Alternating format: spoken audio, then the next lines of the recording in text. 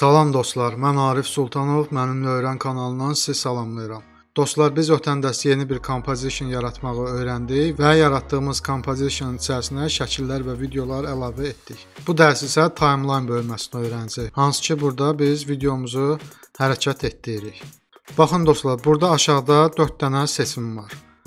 Birincini açmaqla buradan biz videolarımıza və yaxud da şəkillərimizə motion blur verə bilərik və yaxud da 3D özəlliyini aça bilərik. Daha sonra ikincisini açsaq, track matte olan hissə açılacaq. Üçüncünü açsaq, videomuzun uzunluğu, in-out özəllikləri açılacaq. Dördüncünü açsaq isə render ilə bağlı render time dediyimiz hissə açılacaq.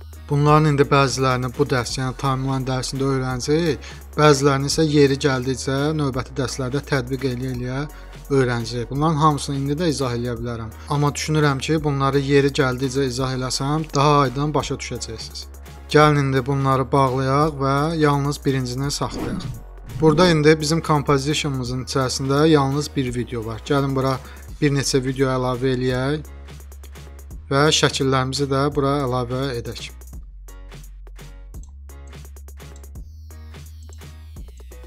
Sadəcə üzərinə tutub dartmaqla gətirib bura əlavə edirəm.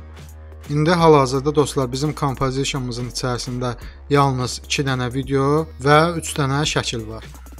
Bunun işləmə prinsipi belədir dostlar. Yuxarıda, yəni birinci hansıdırsa, hansı video və yaxud da şəkildirsə, ilk növbədə onu göstərir. Baxın, burada yuxarıda bizdə 2 dənə video, aşağıda isə 3 dənə şəkil var. Baxın dostlar, burada sol tərəfdə göz işarələri var. Hər bir şəklin videonun qarşısında birinci növbədə sol tərəfdə göz işarələri bizi qarşılayır. Biz bunları söndürüb yandırmaqla həmən videomuzu və yaxud da şəklimizin görüntüsünü buradan yandırıb söndürə bilirik. Məsələn, burada birinci videonun qarşısındakı göz işarəsini söndürəndə fikir verin, altdakı video və şəkillər görünür.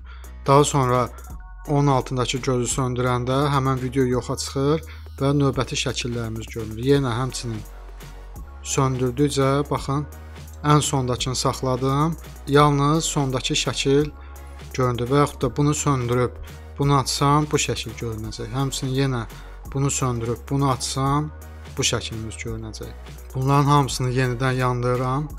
Daha sonra dostlar, ikinci burada səs işarəsi gəlir. Baxın, dinamik şəkli gəlib. Bu bizim videolarımızda səs olduğunu göstərir. Fikir verin, şəkillərdə bu işarə yoxdur. Yəni bu iki videomuzda səs olduğuna görə burada bizi bu işarələr qarşılayır. Biz bunu söndürdükdə bu birinci videonun səsi gəlməyəcək. Yəni altdakı videodakı səs açıq olduğuna görə o videonun səsi gələcək. Bunu da söndürsək heç bir səs gəlməyəcək.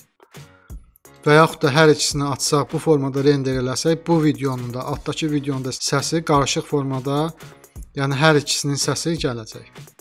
Daha sonra dostlar, baxın, burada yumru bir işarə var, sola deməkdir bu. Yəni belə deyim də, məsələn biz buna, bu sonuncu şəkilə baxmaq istəyirik. Bunun üçün biz gərək bunları söndürək və yalnız sonuncu qalmalıdır ki, biz bu sonuncu şəkli görək. Amma bu sol işarəsi bizə kömək eləyir ki, bunların hər biri yanlı olan halda yalnız baxmaq istədiyimiz şəklin üzərində sadəcə bir dəfə sol onu vurmaqla digərləri deaktiv edirik və yalnız bunu görürük. Yenə bu üçüncü şəklə baxmaq istəyirik. Bunun üçün şərt deyil ki, biz bu birinci və ikincini söndürək. Üçüncünün üzərində yalnız bu sol işarəsini vururuq və görmək istədiyimiz, yəni bu üçüncü şəkli görə bilirik. Burada indi bizdə məsələn burada 5 dənə layer var. Məsələn, üçü onun şəkildir, ikisi videodur. Burada problem yoxdur. Məsələn, buna baxmaq istəyiriksə, bu ikisini tez bazar söndürüb buna baxa bilərik. Amma ola bilər ki, dostlar, bu kompozisiyanın içində 50 dənə, 100 dənə, hətta 200 dənə, 300 dənə fayl ola bilər və onda bunları bir-bir yandırıb söndürmək çətinlik yaradacaq. Bu halda bu solo düyməsi bizə kömək eləyəcək. Baxmaq istədiyimiz layer'ın qarşısına bir dəfə bu solonu vururuq və həmən şəkli və videonu görə bilirik. Baxın dostlar, daha sonra burada qıfıl işarəsi gəlir. Baxın dostlar, deyək ki, bu birinci videoda biz lazım olan dəyişiklikləri eləmişik. Müəyyən effektlər vermişik və bu video ilə bizim işimiz bitib. Burada layer'lar çox olanda səhvliklə ola bilər ki, biz bunu silə bilərik və yaxud da yerini tərpədə bilərik, aşağı gətirə bilərik və ya sola sağa çəkə bilərik. Bunun qarşısını almaq üçün həmən layer'ın qarşısındakı kilit işarəsini bir dəfə vururuq və bizim layer'ımız kilidlənir. İndi biz istəsək də bunu seçib tərpədə bilmirik. Baxın, üstünə bir dəfə vururam, yanır sönür. Yəni səhvən istəsək seçib silə bilmərik və yaxud da bilmədən sağa-sola tərpədə bilmərik.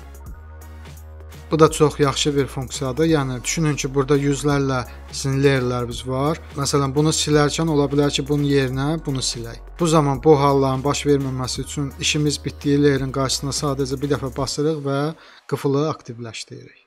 İndi biz istəsək də bu layeri seçib tərpədə bilmərik. Dostlar, qıfıldan sonra baxın, burada belə bir ox işarələri var. Bunları biz transform özəlliklərini animasiya dərslərinə başlayanda keçəcəyik. İndidən bunların hamısını bu dərsdə izah eləməklə dərsi çətinləşdirib sizi yormaq istəmirəm.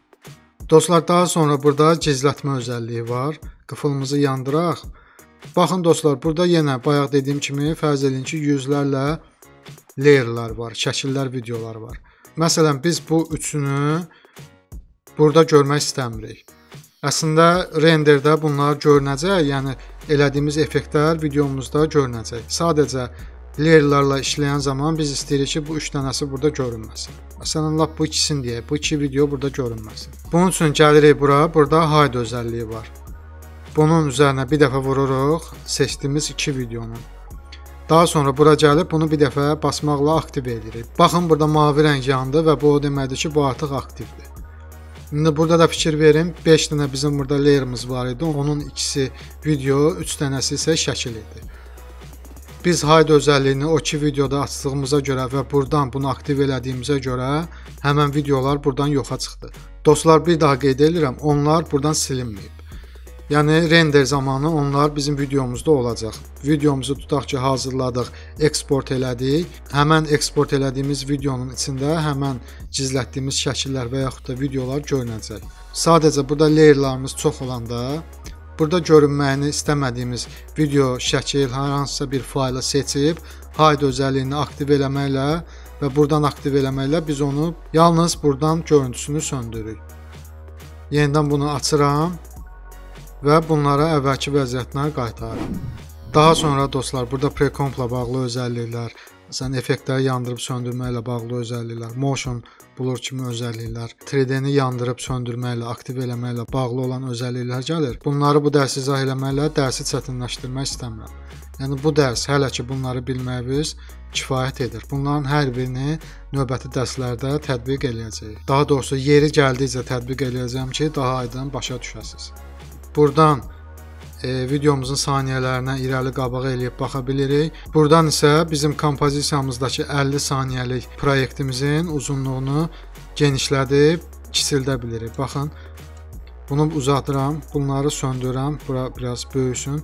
Biz bunu uzatdıqda bunu freymlərlə göstərir. Yəni 1 saniyədən az olan vaxtları da göstərir. Məsələn, baxın, hal-hazırda 2 saniyədən bir göstərir. Məsələn, 6, 8, 10. Biz bunu biraz böyütməklə 1 saniyələrlə göstərir. Biraz da böyütsək, fikir verin, burada frame sayıları ilə göstərir. Axıra kimi gətirsək, kadr göstərəcək. Məsələn, burada hər 30 belə frame-lə, yəni kadrdan 1 saniyəmiz gəlir.